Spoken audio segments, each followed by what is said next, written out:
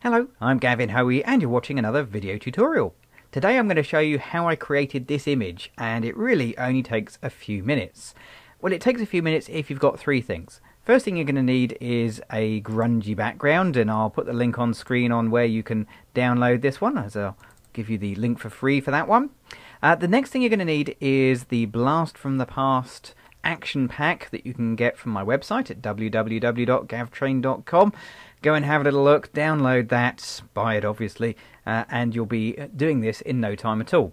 Third and final thing you'll need is an actual image to process. I'm going to assume you've got some of those, so you can use your own. I'm using a pretty flower because, well, it's the opposite of the grungy effect I'm going to apply. So I've already loaded and installed the Blast from the Past action pack, and I'm going to choose the cross-process style number 1. So I'm just going to click the play button, and that'll transform that image into a cross-processed look like that. Done it, finished. Now I'm also going to put another action on here. Let's go for the old distressed print original tone. Now that'll keep the colour but give it a much more distressed look. It'll put a bit of a patination across it, but the bit I really like is the border that it makes. And the border is different on every single picture because it actually uses the picture itself to make the border. Now we'll just take a moment or two to process that. But there we go. And it's great, lovely, wonderful border. Okay, so a couple of things I'm going to do before I finish with this picture here. I'm just going to jump to the top layer called border that it made automatically as part of the action. And I'm going to push the opacity up to 100% because this time I want a nice solid edge border. And then I'll go over to layer and I'll choose flatten image. So I left the action with the layers open because you may want to change things just like I did there. So that's why it doesn't collapse it all at the end. But that done, so let's come to select and select all, and then edit and copy, and we'll jump over to our background. There we go, and we'll choose edit and paste. So that's going to put the picture on the background, but it's a little bit on the big side. So free transform, Control or Command T, and then we'll just shrink this in, something like that. Lovely, that looks pretty good. Good stuff. Okay, so a couple of other things we're going to do here. Now I'm going to blend this image into the background. So I'm going to change the blend mode from normal to overlay, which is just about on the screen. There we go. So that blends it into the background, but it is kind of a little bit over the top here. It's blended in a bit too heavy. So I'm going to copy this layer. Let's just come up to layer and duplicate layer.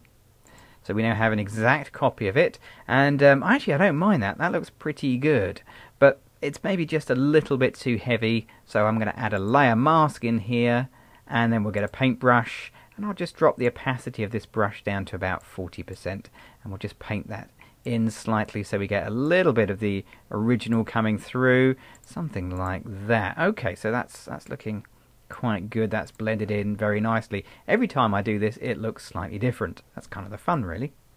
Now I do think the background looks a little bit heavy, so I'm going to come down to the background layer, which is the texture, and I'll duplicate that any way you like, Command or Control J, or layer and duplicate, or whatever you'd like to do.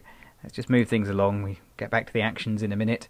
So we can see all of the layers building up now, and I'll just change the blend mode for our brand new layer to screen. So that's just going to lighten up that background, but it has lightened up the entire picture. So again, we'll just make a little layer mask there, get a paintbrush, and we'll just paint very roughly, and I do mean roughly, with a black. Let's just put the opacity of the brush back, that helps. So that brings back that area, and like that. You know what, now I've done that, I think the centre of the flower looked better lighter. So I'll return to white and just paint in there. There you go, that looks pretty good. Okay. Maybe a little bit. Oh, you can keep playing forever with this. It's always going to look different. That's not bad at all. Quite happy with that. I think maybe a bit of drop shadow just along the bottom here. So I'm going to grab layer 1, which is the first copy of the flower, press the FX tab, and from the list that's dropped off the screen, I'll choose drop shadow. So I can put a drop shadow in here. I can just click on the picture and drag it around. There we go, and size it up to soften it up. So that just makes it look more three-dimensional, just that little touch. Okay, now I could stop there, but I think as one last little thing I want to do is add the same effect that we put around the outside of our flower around the outside of the whole picture. So let's jump back to actions, and we'll use exactly the same one as we used before, the old distressed print original, and click the play button. Now, once again, this is going to take some time, particularly if you're recording a screen video like I am at the moment. It does seem to slow the computer down rather a lot. But the purpose here is to show you that you can use actions in combination with each other to achieve an effect. Alternatively, you can actually open up the images after you've played the actions and then apply your own steps like drop shadows and blend modes. So actions will get you a lot into the picture very, very quickly, but you can still use all your own creativity to create the final picture. And there it is. There is my picture completed, and it took, what? Just over 5 minutes. Absolutely fantastic. Anyway, so there we go. If you want to find out more about me or my action pack, then don't forget to visit my website at www.gavtrain.com. I'm Gavin Hoey. Thanks for watching.